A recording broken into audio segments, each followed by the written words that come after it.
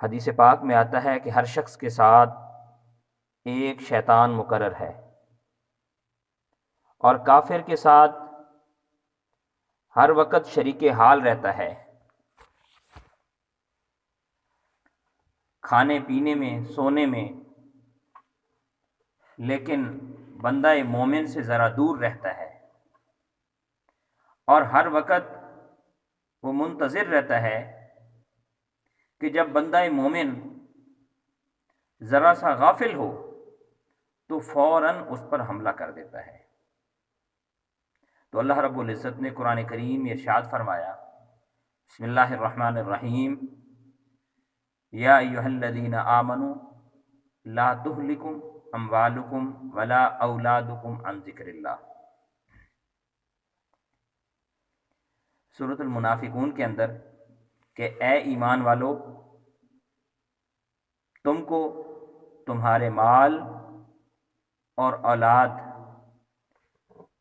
اسی طرح دوسری چیزیں اللہ کی یاد سے غافل نہ کر دیں، اور جو لوگ ایسا کریں گے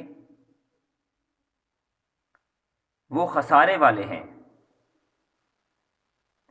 اور ہم نے جو کچھ مال و دولت تمہیں عطا کر رکھا ہے اس میں اللہ کے راستے میں خرچ کرتے رہو، اس سے پہلے کہ تمہیں موت آ جائے، پھر حسرت اور افسوس کے سوا کچھ نہیں ہوگا۔ پھر اس وقت یہ کہیں گے کہ اے میرے پروردگار، مجھے کچھ دن کی اور مہلت کیوں نہیں دے دیتا تاکہ تیرے مال میں سے میں صدقہ و خیرات کرتا اور نیک بندوں میں شامل ہو جاتا۔ اللہ جل شانہ کسی شخص کو بھی موت کا وقت آ جانے کے بعد مہلت نہیں دیتے، اور اللہ تعالی تمہارے سارے اعمال کی پوری پوری خبر رکھتے ہیں۔ جو بھی تم لوگ کرتے ہو،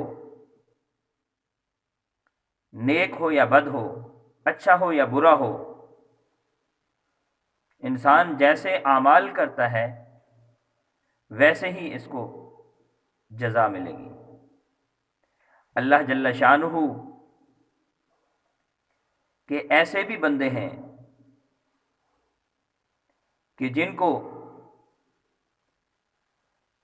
کسی وقت بھی غفلت نہیں ہوتی۔ حضرت علامہ شبلی رحمۃ اللہ علیہ فرماتے ہیں کہ میں نے ایک جگہ ایک مجنون شخص کو دیکھا، لڑکے اس کو پتھر مار رہے تھے، اور میں نے ان کو دھمکایا کہ آپ لوگ کیوں اس شخص کو پتھر مار رہے ہو؟ تو ان میں سے ایک لڑکا بولا اور کہنے لگا کہ یہ مجنون کہتا ہے کہ میں خدا کو دیکھتا ہوں۔ تو میں اس کے قریب گیا اور وہ کچھ کہہ رہا تھا۔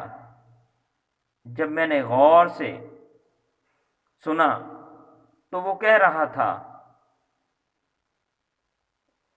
کہ اے رب العزت، تو نے بہت اچھا کیا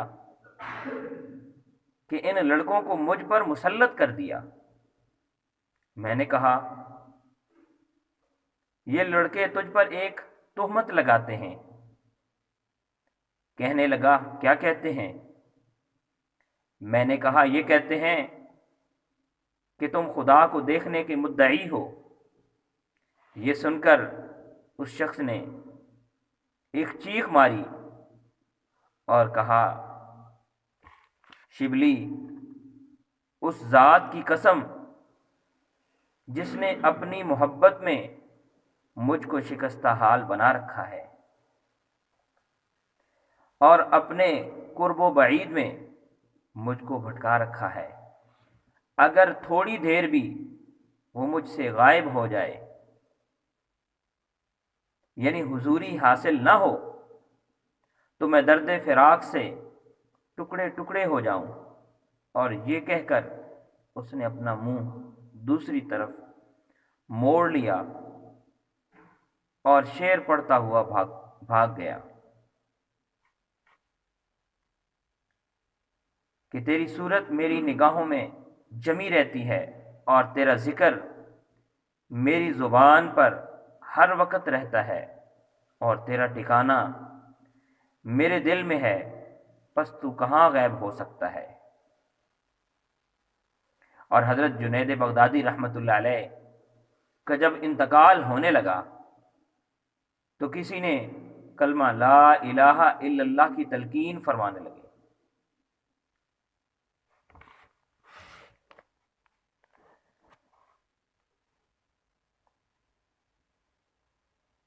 تو فرمانے لگے کہ یہ ایسا کلمہ ہے کہ میں اس کو کبھی بھی نہیں بھولا، ہر وقت میں اس کے ذکر میں رہا، تو آج کیوں کر میں اس سے غافل ہو جاؤں گا۔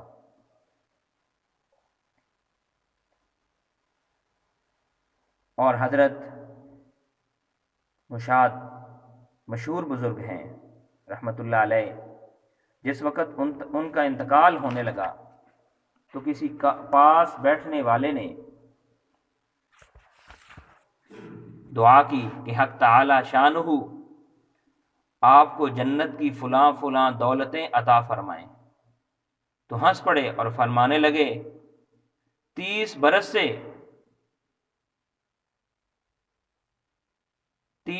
سے جنت اپنے سارے ساز و سامان کے ساتھ میرے سامنے ظاہر ہوتی ہے،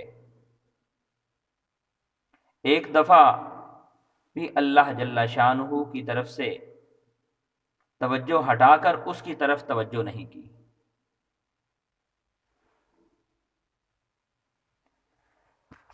تو یہ وہ لوگ تھے جنہوں نے اپنی تمام زندگیاں اللہ کے ذکر کے ساتھ اپنے آپ کو جوڑے رکھا، تو پھر اللہ رب العزت نے انہیں دنیا میں بھی کامیاب و کامران کیا اور آخرت میں بھی انہیں کامیاب و کامران کرے گا۔ تو اس لیے ہمیں بھی ہر لمحے اللہ رب العزت کے حضور اپنے گناہوں کی معافی مانگنا اور اللہ رب العزت کی دی ہوئی نعمتوں پر شکر گزاری کرنا، اسی میں ہماری کامیابی ہے۔ تو اللہ رب العزت سے دعا ہے کہ اللہ تعالیٰ ان تمام احادیث مبارکہ پر عمل کرنے کی توفیق عطا فرمائے۔